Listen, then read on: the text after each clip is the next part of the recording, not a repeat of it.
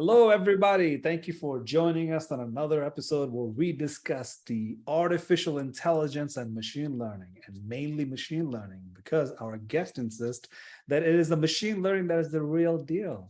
AI, however, let's wait and see.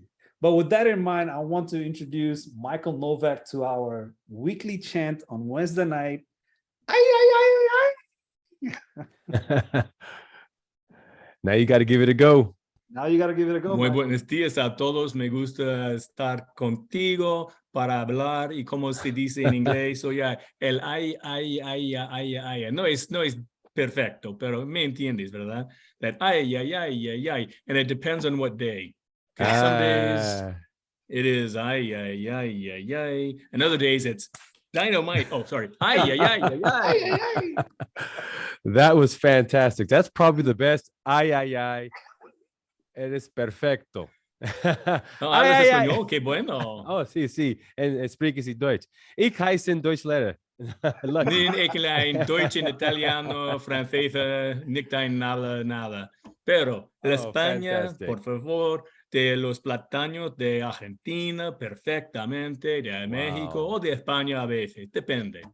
Wow. Yo soy americano, ¿eh? Yo hablo con todos. En el lenguaje de ay. Importante esto. So what that translates Fantastic. into what Lucky's about to say, which is, Lucky, are you feeling excited about AI or down about AI? He took all the wind out of my sails. He got it, but hey, AI. Ay. Everybody that doesn't speak the Yeah, language, there you go. Understood pretty much how you feel about AI. And, I'm always looking forward to having a discussion or a dialogue or a conversation, however you want to call it, where we are speaking openly to each other, and there just happens to be other people listening in, right? That's the privilege of podcasting. We just have a conversation. And I've been really looking forward to having you on the show because I guess the tool that is so important as a human being is the ability to communicate. And when you communicate through AI and how AI is able to transform that communication to a superb level, we must get our heads around it. So we talked about data literacy, AI, managing AI expectation. We talked about so many topics, but you're the first one who's going to break down all the things happening with voice AI and metaverse. Of course, we want to talk about the latest technology that's coming around the market and how do we prepare ourselves so that we were able to engage with it. So, Michael, floor is yours. Yeah, I appreciate that very much. And thank you for having me on. I love what you've done with the place. It looks beautiful. So, yeah, this is always one of the areas that I do enjoy learning about. And I do learn something new every day about this. Specific to AI, there's many interpretations or definitions of what AI is. Well, there's certainly dictionary definitions based on which organization. This is how they define AI. The one that I have been focused on while working with the Open Voice Network is focused on conversational voice AI. And that's the current term. It is a very fascinating field because in our conversations we've had prior with AyAyAyAi and doing some research for them, it was interesting because I would talk with people that are data scientists and their perspective was different than mine. To them, it's the data model and how they can optimize it, how they can train it. And that is absolutely perfectly valid and true. I don't have anything else to say about that than that. However, what I discovered was that there was not a lot of emphasis or even any emphasis put on the conversational voice AI component. And this is the part that I wanted to speak about today is when the data model is built, it needs data. Big surprise there. But currently, the models that I've seen, and I'm open to people telling me that they have one that solved this, it does not account for some of the intricacies of human language. And it's just the state of technology. It's always getting better, but it's not there. And we've seen, certainly on the commercial side, the advertisements for certain retail products. There's one specifically having to do with two Scotsmen in an elevator. And there's been others on other shows where the smart speaker didn't understand their accent. And it was very funny. I admit, I laughed as well. But it just points out the fact that we have a lot of work to do, both on the technical side, but also on that human communication side of what should be our expectations today and in the near future. And then that third part has to do with policies, because again, we're in the early days of developing the system, and there's a handful of companies in the world that have developed conversational voice devices or capabilities. Some we're very familiar with, that you can buy them and put them in your house on the counter, but there are other companies that have developed them that run on embedded systems, so they can run offline on a very small device. And there's others that have provided capabilities to be embedded into other software. So it's a very rich environment. And the part that I find most fascinating is, again, the idea of the AI part of conversational voice AI. If someone comes up to you and says, "Hey, Lucky, how do you feel today?" What would you say? I feel great. Okay. And what if you didn't feel great? What would you probably say in a professional setting? I mean, it's not your kid. I'd always say I feel great. Okay, I that's don't fair. care. I don't care if I'm in the dumps. I feel great. Okay, see, if we got to get him off the show because he didn't give me the right answer. Yeah. Well, that's what no. the So AI the would idea expect. is, yeah. So the idea is that you are absolutely right. You would say that in that manner. I feel great, or I feel great, or yeah, I feel great. Now, right. I said the same words, I, feel, and great, but the context, how did I say them? In what manner? We as humans, we learn this over the time that we grow up. We understand the meaning of the words, not just the verbatim words of I feel great. So we're not there yet in the technology area. We're getting there. We're getting better. There are some companies that do focus on sentiment analysis, and they're doing good work. They work in call centers, where when people call in, they're at their most angry. You call the call center because I've got this thing, and dang it, it's not doing what I want. So they've developed the algorithms to analyze the caller's voice, and they don't care what the person says. They're not looking at it for toaster versus banana. They're looking at how they talk. And then what they're able to do is then map that to a call center representative who has been qualified or trained in how to handle that type of a call. So if you call in to say, wow, this is the best toaster in the world, fine, we can find you and send you to a person who knows how to handle that type of call. So again, this is where that sentiment analysis doesn't care what you say, but they can figure out reasonably well. It's not perfect. And so when I come back to conversational voice AI, it's a very rich environment where that's just one component. The other piece, very relevant to today's world, is there are companies looking at biometrics, as specifically facial biometrics. And the voice, your voice, actually is more expressive than your face. And the reason for it is biological, it's physiological. It comes out of your diaphragm, travels up by your lungs, up your throat, esophagus, and comes out your mouth. And along the way, it picks up a lot of metadata, data about how you're talking. And this was something most people didn't care about until, 2 years ago, 2020, anything pandemic happened? I don't know. But there's a couple of stories that I know. There's a doctor who's a cardiologist in Spain. As a cardiologist, he would check you to make sure your heart is working, etc. And he came up with a way to test people for cardiac risk factors by listening to their voice and applying technology to it. Who would have thought? 5 years ago, that would have been crazy talk. And then there's now universities and other private companies that have developed the means to not only That makes sense. Not diagnose, that's too strong of a word, but to identify biological markers For for trends, things yeah. like, well, it's markers, because they say, I don't care what you say, but talk for 15 seconds. I take your voice data and I put it against my data model and look at big data. And I can say, you know what? Asif, it sounds like you're at risk for COVID. You have some of the markers for cardiac arrest, and you might be at risk for Parkinson's, neurological diseases, and also emotional conditions like depression, all from the sound of your voice. So no more doctor's visit. Wow.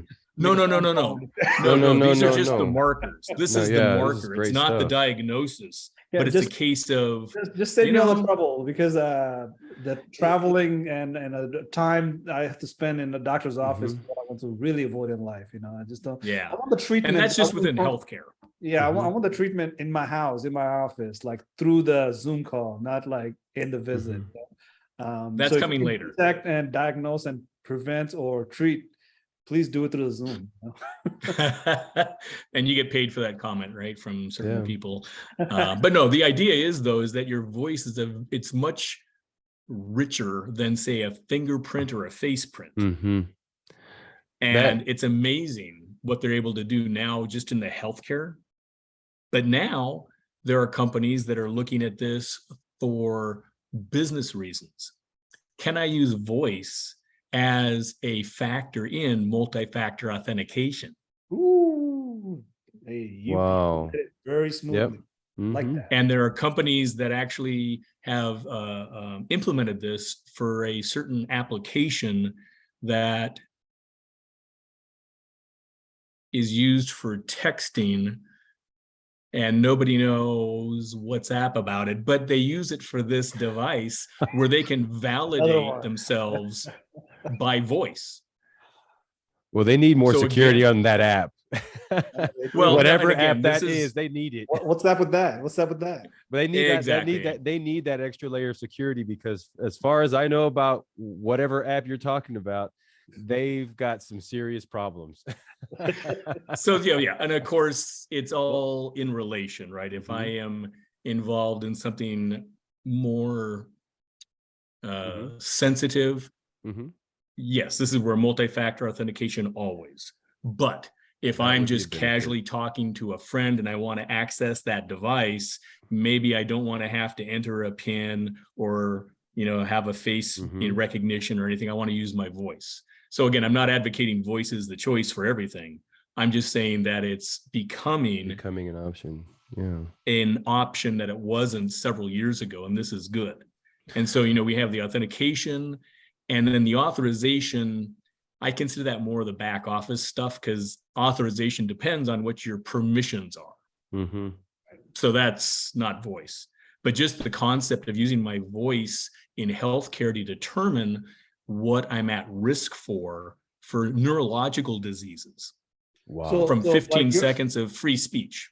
You're on call with Verizon help desk, and then all of a sudden somebody shows up and like, hey, while you're on this call, we diagnosed you with Well, now again, this is I know you got a phone problem. Your phone is not working properly. Okay, now we're crossing the lines of privacy. And So see, I got to stop you there, because you know what? That's fun to make fun of, and people do. They love making fun of that. But let's be honest and serious. That is not happening. Big Brother is not listening to you all the time. That's a fallacy. And because there are reasons that we have laws and regulations to prevent that from happening. Now, do people do it? Probably. Again, I will say absolutely there are no absolutes, but this is one of the issues the Linux Foundation Fund that I work with, Open Voice Network, we're investigating privacy, security, and ethics of how the human voice is being used and will be used in the future, because we really believe that voice is worthy of user trust. And right now, yes, we're in the early days, back when web browsers, let's see, you had Mosaic, you had Netscape, and a couple of others, and they never talked to each other. They didn't communicate. And it was sort of everyone trying something new. We're still in that phase. Right. But it's important for our organization to advance the more serious side of what can voice be used for, and what can we do about it now to set in place those guardrails so that hypothetically, if I am applying for a job online, that my voice cannot be used without my permission. Right. And that would be a good thing. You bring up a good area. It just my thought process is, okay, you have people that could impersonate people well. I can impersonate just the sound of like Mike Tyson, or you have people that are just good at being able to mimic others. You can mimic, yeah. And so I at what level, and I don't know anything. I'm not a voice specialist, but I'm a security guy. I've helped set up voice over IP. I've helped, but I don't know. But other than just the way traffic travels, right. As a kid, I remember when they went from analog to digital, and then AT&T was having the commercials with the pin drop, and all of a sudden you can hear a pin drop. So is there a differences in audio devices? Like, I know this device here picks up fantastic. My tone, everything carries. I have a switchboard. But at some point, how do the listening devices contribute to being able to really put a fingerprint on a voice? Because that's, to me, that's a little scary, because I know my son sounds just like me. If he would put us behind a door and we had something to read, they couldn't tell the difference between the two of us. Really? And so that, to me, is one of those interesting areas. I love biometrics. I was one of the first guys was like, thumbprints, hell yeah. Oh, wait, why isn't this working? And I'm rubbing my thumb. There's no dirt on it, And so the error rates you figure out at some point. Yep. Yep. And so does it at some point, do accents and dialects become more of a specific fingerprint? Because I know for a fact that in some cases I sound like I'm fresh off a boat. If I start, sweating, and, if I feel the pressure of a moment, all of a sudden, I start sounding like Ricky Ricardo, and everything sounds like I'm tripping over my words. But long story short, my dialect, the accent, starts to carry a little bit, and that gives me more of a descriptive identity, but I know that in some, my son can totally deep fake me if we were going to do that number, So here's the key though, Lucky. Yeah. He can deep fake you to another human. Yes. Not to a machine. But there are, the short answer is, yeah, the machine capabilities, the algorithms, yes, the machine learning, that can tell the difference. Absolutely. Now, I say that absolutely. Keep in mind, implementation, it depends. But again, your voice is unique to you, and unique to you at this very moment. And so this is where the algorithms and the back office is working on making that more accurate. NIST holds regular exercises, challenges for spoofing. Come in, here's our sample, everybody try and figure out, is it broken or is it accurate? And then we get to grade you. And so those error rates are going down. Again, is it perfect? No. Will it ever be perfect? Probably not, maybe. But this is where I come back to, I'm a belt and suspenders guy. I would use voice and another factor. I would never want to do something critical to me, what I feel is critical, by potentially using just my voice. voice. So would there be a possibility, because what you mentioned about NIST is very important, because NIST does all this testing in an environment. So like that environment is very well guarded and trained. What about somebody who's actually communicating, say, from Michigan to Oregon, right? In between traveling that data, can somebody, man in the middle, spoof the signature? Is that a possibility? I just thought about that because you mentioned spoofing. I said, well, if it's spoofing within a controlled environment, what happens when it goes in a real world between Michigan to Oregon? So the answer is, I'm sure it's possible and may have been done. And this is where it's not a voice issue.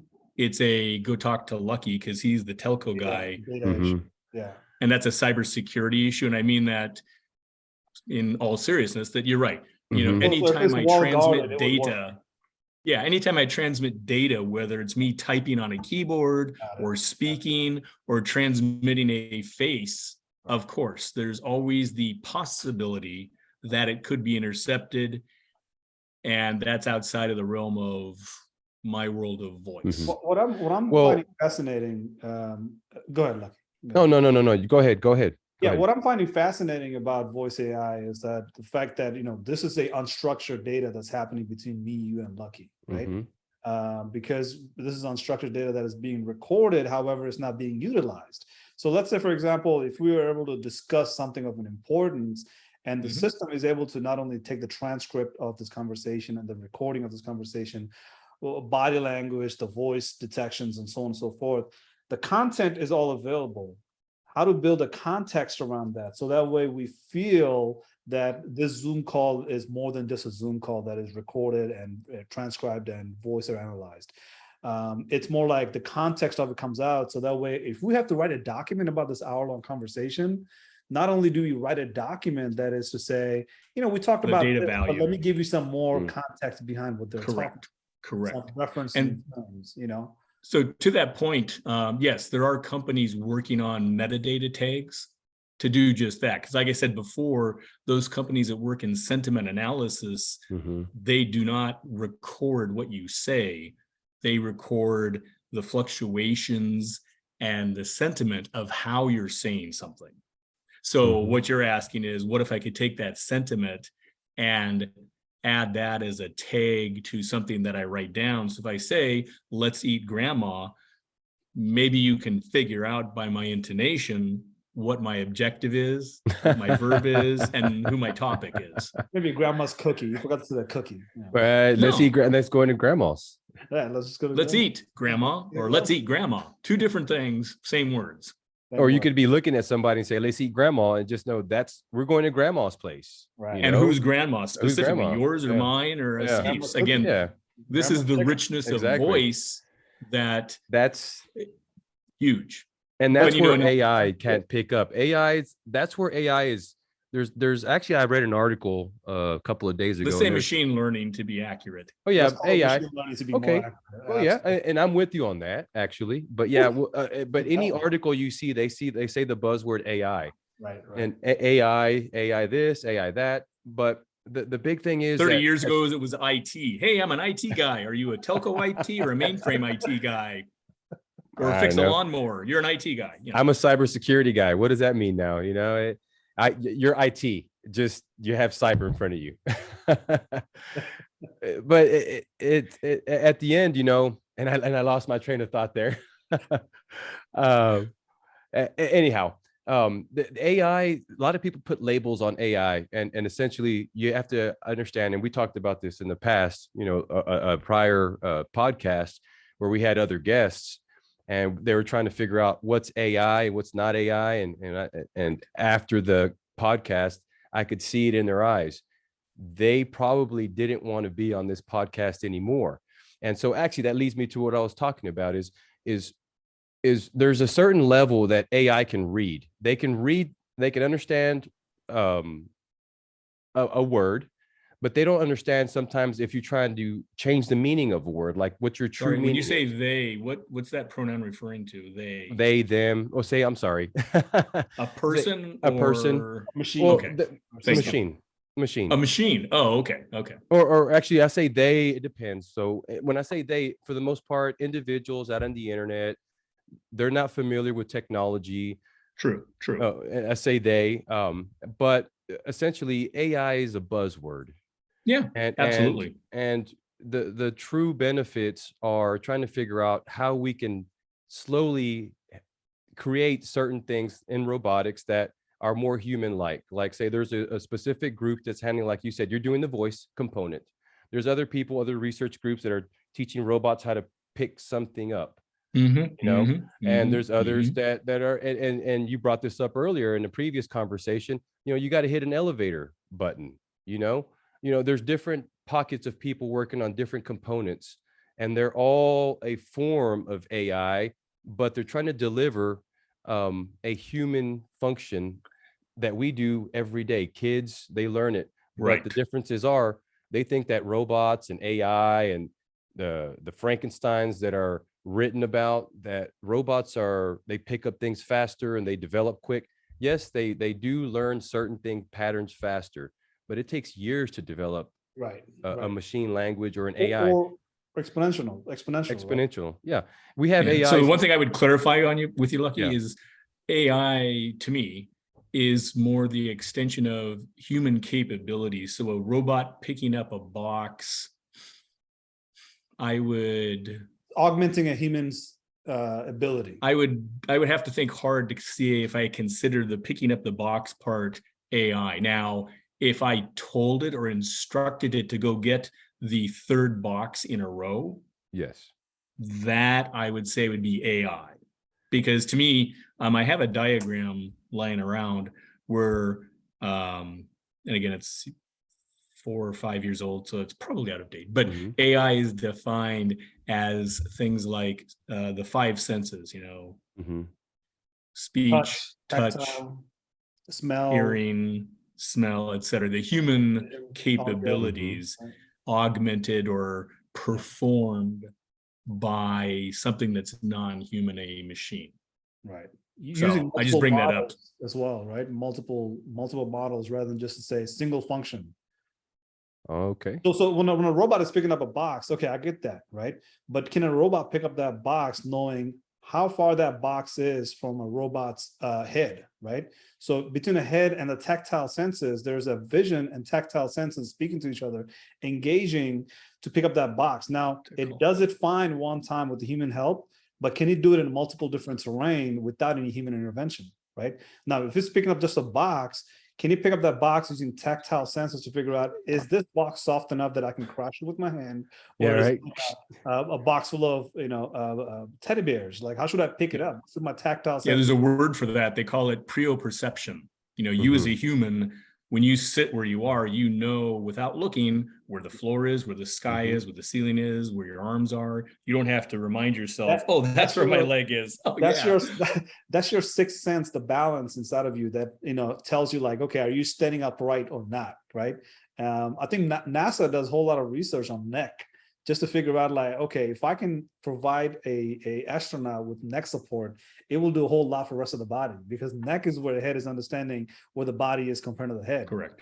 And what the balance of that body is. So when somebody's vertigo goes out of control in their ears, they're not relying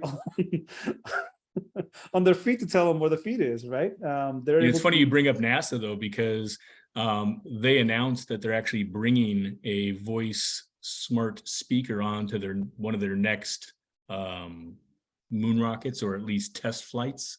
Okay. And I remember, when was that? Earlier this year, when a certain company set a bunch of tourists up. Pardon me. It was before that. They were going to the space station, ISS. Right. And I watched it, and I caught myself getting frustrated, because here you have 2 astronauts sitting in their chairs in a hermetically sealed capsule. And you know how they're navigating?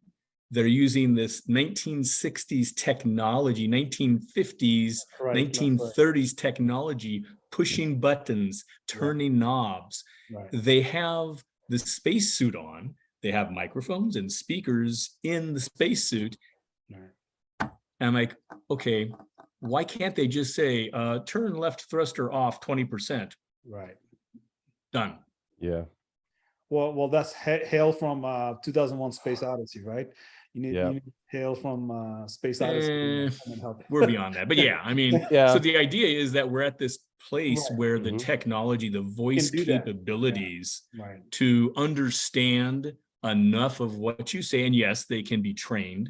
Number two, you can train them on specific vocabulary. So for example, I could be in my office, I could be at home, of course, and say, hey, buy me a dozen diapers. I can do that today. But where the real value is I could be sitting in an office and say, yes, it's 9 o'clock in the morning. Hey, machine, what's the status of the Novak contract? Right. And the device would hear me. It would authenticate me and say, yeah, that's really Michael speaking. Right. And then it would go out and go check on the ERP system, go check on CRM, et cetera, et cetera. And you know what? It has to find out the status of that contract. It might have to go talk to Lucky and say, Lucky, Michael is asking for, what's on line item 12. Right. And you would say, what's on line item 12? And then it would run over to Asif and say, hey, Asif, yeah, are you driving right now? Can you pull over and actually pick up an extra part? Because that's what we need to fulfill this order. And then come back to me and speak the answer and ask me, or I would have a preference. Wow. And if it's of a certain type of item, it would send it to my email like it would now. Or it could say, yes, you wanted to be notified when I found out the status of the Novak contract, and here is what you need to know. And it would talk to me. Now, so I just want to point out something we discussed earlier is that I think Lucky mentioned that, there's what's happening in the AI world, what everybody outside of AI development and design will be able to say, like, show me that AI. And then I would say, like, something like me and Michael and Lucky would sit there like, we can't really show you, right? You have to experience it, right? And that's when things gets fuzzy, because people are so adapted to the idea of seeing it as a hardware rather than a software. So it's not about a robot that is AI, it's the software that's an AI. The software that has been trained to do what a hardware will be able to execute, but the hardware is nothing other than metal pieces that are put together very well dynamically, and the software inside of it is what's going to matter. So a lot of the organization and a lot of the general population, I would say, have that understanding that it's about the hardware. The shining thing on top of the mountain is what we're looking at when it comes to AI. What we don't see is the value where the software is being developed from the structured and unstructured data. And all this capability that you just mentioned all requires a hardware. And it's not really that hard to have those hardware. If you are able to put that software and make that software work, those hardware already exist, right? What about Alexa that doesn't need a trigger word, right? What about a device that's continuously listening and taking in ideas about who we are as a person? What sort of assistance do we need? It's highly available, right? With integrity, of course, just like cybersecurity would require, and highly available, as in, I don't need a trigger word to get Alexa to be activated, right? I don't need a trigger activation word. So the hardware piece, I think, is important, but that's not my focus. My focus is, how do you take a software and mathematics, and which is algorithms, of course, and do machine learning with it, and get away from this concept of you need artificial intelligence that looks just like a Will Smith movie. Of course, that's our continuous joke about Will Smith, that he slaps the robots around. How do we get away from that and build software actually? Because the software is the key component of it. It's just that the software we have built so far is very limited in its capabilities. How do we take that software and make it, let me say it very slowly and carefully, it augments the software just like AI will augment the human, right? How do we augment a software to do more, right? We grow that software capability into a level that is augmenting that software, just like an AI, the robot or whatever that self-functioning device you're talking about, hardware, is able to augment the human, right? Instead so would you consider a piece of clothing with a pacemaker embedded in it? Would you consider that an AI?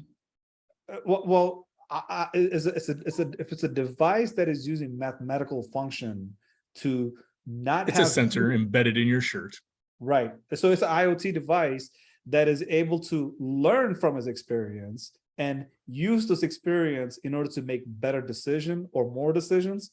That is my first level of calculation. Okay. So software coded, like, if then do this is a software, if then do this plus learn from it and redo it, and then try to experiment the difference between the first and the second time. Sure. And improve That's or get your smarter. Improve, yeah. More accurate. More How's that? accurate, That's your yeah. machine learning right there.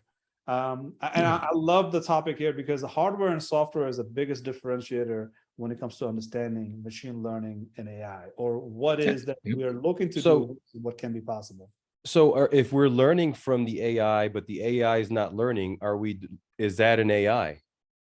Do you see what I mean? If we're constantly learning from this device how to better whatever the function is, then is the AI contributing to an AI function, or is it just software?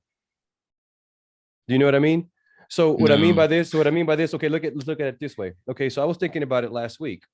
Okay, so we were talking about what's AI and what's not AI. And I thought, well, is our cell phone AI? I mean, just plain, there's not every application, but the fact that now we can geographically know where we're at without, knowing north, south, west. Most people don't know north, south, west. Now we have devices now that have augmented our reality, and now we have AI. So it's a form of AI. Would you call an automobile a form of AI? Or a horse? Well, it doesn't. I would say it's decision. Yeah, I mean, I would say no. I would say those are, a phone is doesn't. not Yeah. AI. The keyword here is the decision-making capability, right? Yeah. Does it help me make a better decision? So, well, the system itself makes a decision also. Yeah. Right? So let's say, for example, Siri and Alexa, right? If you talk to Siri and Alexa, when it comes to response, Siri and Alexa is not responding knowing that that is a correct answer. It's just a highly accurate answer, and most confident answer it can find is what it's giving you, right? Based on statistics and based on the data model. And data model. Exactly. But it's not doing what you say it's supposed to do. It's just doing based on statistics and models that it has been trained on. So when I say, Siri, play CoComelon, shut up, Siri. That's a command and response, though. So that's a very basic case. But it is the case. If it gets CoComelon all the time, it's fine. But what if you could ask it a question and actually have a conversation about a topic? Exactly. Yeah. Then I would say that would be AI. If I'm just saying, play my favorite song, find out where Walla Walla, Washington is, that's not AI. That's just the newest technology toy, period. It has some command, and it is just executing a command. Right? So you wouldn't think that any algorithm that gives you, like, say, something that tells you, like, say you wake up in the morning, you got to go somewhere, right? And you go open your Google Maps and you say, oh, there's traffic between us and there. That form of algorithm, is that AI? Well, no, it's just showing me the map and showing me where traffic is, period. But there's a lot of calculations that say, okay, the timing between us and them. It's definitely machine learning. It's definitely a machine learning. Now, if it's an AI yet. Is it really? No. I would say no. It's reporting from sensors. That's all. So yeah, that's where you draw the line. Okay. As a technology person, you draw the line. See, we were having this conversation last week with somebody, and I wanted to get to the salt is, you have people out there that just automatically assume anything that's just helping them is AI.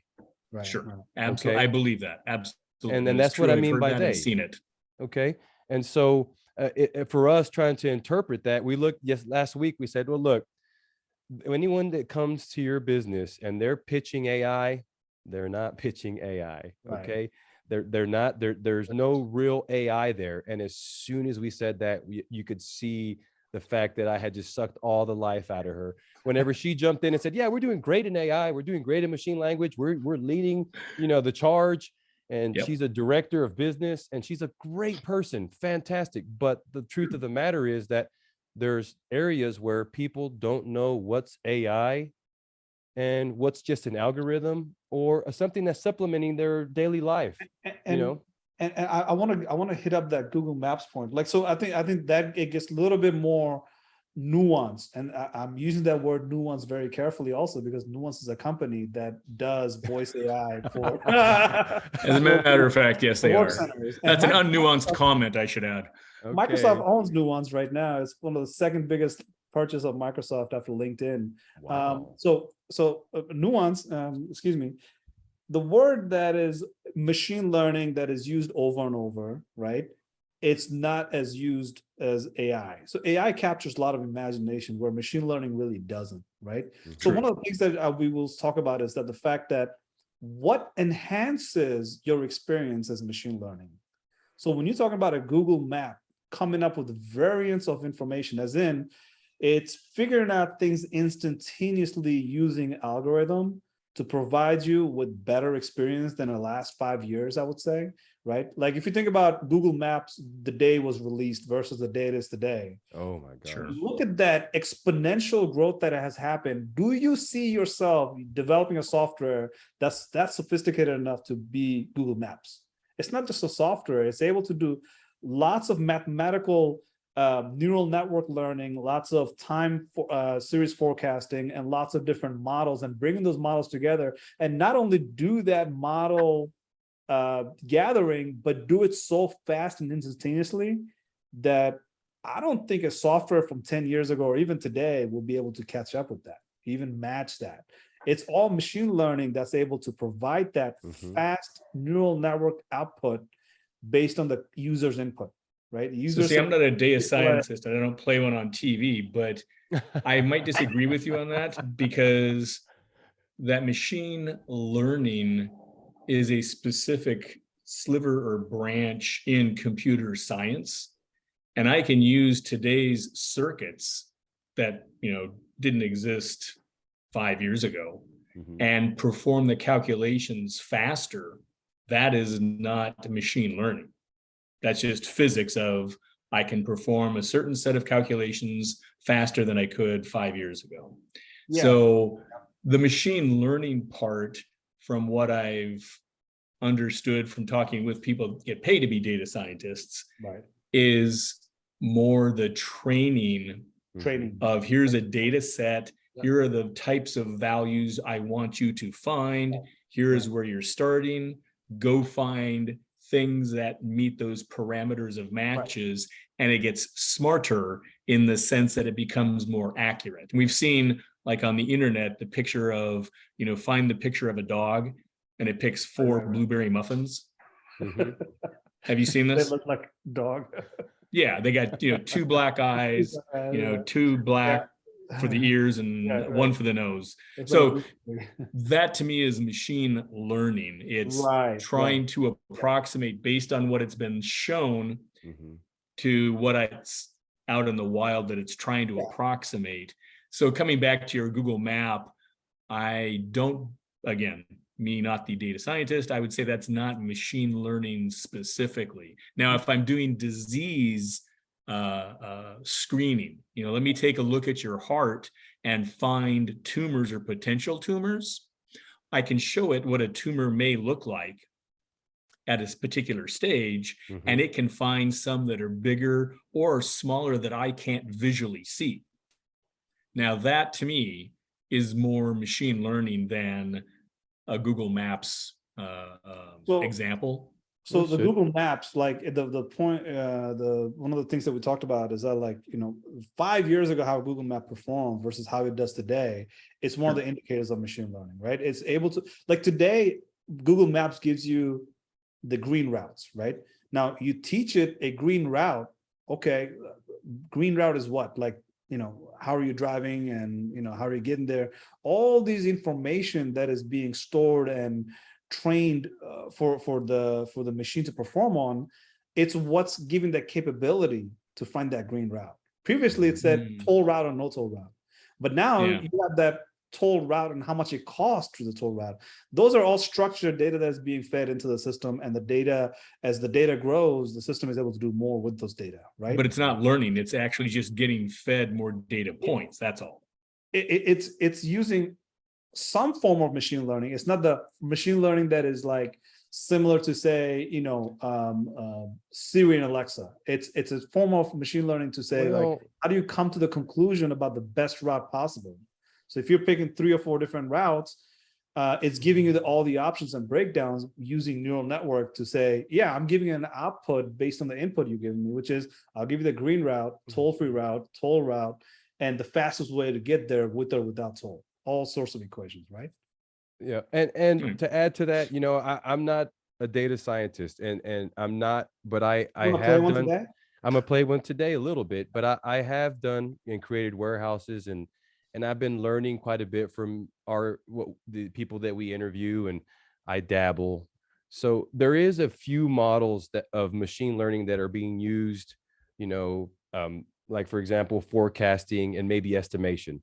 So, maybe not AI, we can agree on that, but there is some modeling there that are used somewhat in that type of application. I mean, estimation, you're estimating, you're forecasting how long it's going to take to get from one place into, you got a time value there, you got X, Y, and time. So now you're forecasting. So there is some machine language there. And so, but again, it's one of those things that you say tomato, I say tomato. At the end, it's one of those things to where, how deep are you in the industry? And the reality is, everyone wants to paint a picture of AI now. Sure. That's the thing. Absolutely. And that is the key. I mean, that's that human in the loop. Exactly. And we talk about this in my open voice network clan, but also when I go and speak at other events. And I'll put in a plug here. There's an event coming up in October called Voice22 Summit that's being held here in Arlington, Virginia. We're bringing in literally people from around the world to talk about all the different facets of conversational voice AI, which also includes NLP, natural language processing, the sentiment analysis on the commercial and the business side. They're also going to, so if people listening hear this before October 10th, you should come check out Voice22, because it's we're going to release as soon as we get off this podcast so that people can catch it on October 10th. So October 11th then, okay. So yeah, but the idea is with, the areas that you're talking about, I think about NLP and even chatbots in my world. Originally for about 5 minutes, we said, okay, we're going to create this thing. It's going to be called the Open Voice Network. We're going to focus on voice. Great. And then we discovered, and I'm sort of elaborating a bit, we discovered that, when I say voice, people with telephony backgrounds working for either wireless carriers or old-fashioned POTS carriers would hear open voice and say, oh, you guys, you understand, what 5G is. And I would always say, no, what we mean is conversational voice AI. Oh, okay, that's different. Yes. But then we get into some of the nooks and crannies of, what about a chat bot? If I have my mobile phone open and I'm typing in responses, is that considered part of open voice network? And the short answer is, we said, yes, of course it is, because we're at that early stage and there's some very creative things being done with that. But then we get into the third area known as NLP, natural language processing. And there's been a couple projects in the private sector. The one that comes to mind for me, though, is in the federal government. They had to analyze approximately 3 million electronic documents to figure out what the documents literally said. And their choice was to sit down in front of a computer screen and have someone scroll through and read every one of these documents, or they could use this natural language processing capability to read the text and analyze it and come out with a Venn diagram that would say, yeah, we found a certain number of documents that mentioned this theme. They're in the blue color. Another 400,000 documents mention some other theme. They're in the yellow color. And then that's where the human in the loop comes. The human sits down and says, oh, Yeah, these are the ones that are important, but now I don't have to start from scratch and do this all myself. It becomes an assistive technology where it helps me do my job faster and more efficient. And number two, if I need to go back and change the rules, the business rules for which documents fit in which bucket, I have the power to look at this and say, oh, this is why these documents were included. Let me change that rule. And I now get better, more accurate results. Yeah. So when we talk about conversational voice AI and the analysis, the back end side, and the AI and the machine learning, we certainly advocate you need to have a human in the loop, because the technology is certainly not smart enough. And even if it was technically smart, there's that human factor, the values. You know, currently in some countries, and I would say here in the United States, there are certain regions where people put different values on different things. If I'm in California, hypothetically, maybe the California sports teams are of more value to me than what goes on out here in the East Coast. That's fine. It's not better or equal.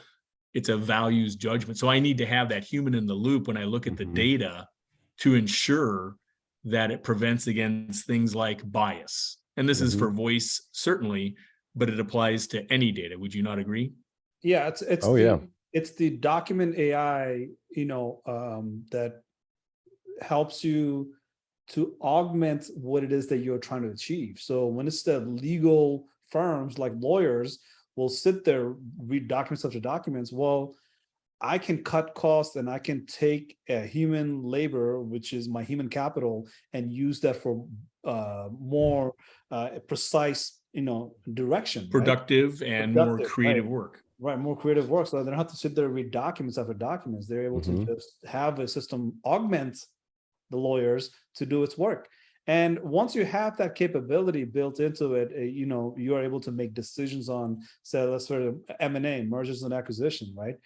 That's where they have to lead to lots of documents. So these documents needs to have some sort of verification, as in like, how reliable are these documents? So, when you talk about blue and yellow, it's very important for the government and rest of the industry. So whatever. Yeah, I mean, private sector as well. They still need to know, right, where did this data come from? What was your conclusion based on? Was it trustworthy, right? And all sorts of differentiator, right? So when you build the one AI or one machine learning capability, you have NLPs and all these are being used for all sorts of sectors. And I always am fascinated by the fact that when you develop one capability, it's used by everybody else. And that is one of the true potential of machine learning and AI or NLP and whatever buzzwords we want to use today. They make a buzzword soup today. It's very important to realize that, because when you develop a topic that you want to spend your time on, for machine learning or whatever the case is, look at the other sectors and see how are these other sectors going to be able to use that small MVP, the most viable product that you have, or whatever technology you think is fascinating, like where else can it be used? Is very important. Like you mentioned NASA, my goodness, if NASA was able to fly an aircraft, or excuse me, a spacecraft or a UFO, if I may say so, it's unidentified flying object for somebody else. No, there's a new term for it. They've changed they've updated the term. Yeah, they did. It's not UFO, it's what is it? But it'll be UFO to the aliens, right? Yeah. Also, our spacecraft, it'd be a UFO for them. No, they'll call it AyAyAyAi. They don't know. So with that, I want to thank you. Thank you so much for making this Wednesday a hell of a brain opener, right? It's like a Pandora's box. You're just kicking it until it opens, and it opened finally. Yeah, you kicked the door in. Much. You definitely. You kicked that door very hard. You kicked that door in, brother. You definitely brought, something new to this, and I thank you for today. Yeah, no, thank you both. I appreciate it. I have a mixed emotion. Do I want to be excited about AI or just say, oh my God, there's a lot of work to be done? The answer is yes. And I mean that honestly, when I look at this, it's a case of, the technology side is going to continue because man is a tool maker. And it's very basic. And this is the extension of this in the 21st century. The important part, again, is that governance, or how do we make use of that capability? And yes, there will be mistakes made, how do we mitigate that and hopefully prevent some of the, worst things from happening with them. But I think, in 10 years, we'll look back like we do now and say, oh yeah, you remember the cloud? Oh yeah, that thing. Now we You have the mean fog? metaverse, So it's all Thank good you stuff. so But yeah, much. thank you very much for having me on. I appreciate it. So with that, Lucky, you want to send us off? Well, as we learn from the fact that AI is the buzzword, and we have machine learning and deep learning, we have pioneers that are sitting there trying to make a bigger neural network, and at some point, we will be able to get to the point where we replicate the human brain. It's just a matter of time, But no, I want to thank you for everything you've provided. I learned more about AI and voice today than I ever known before. And thank you for being part of this today. Ay, ay, ay, ay, ay. Ay, ay, ay, ay.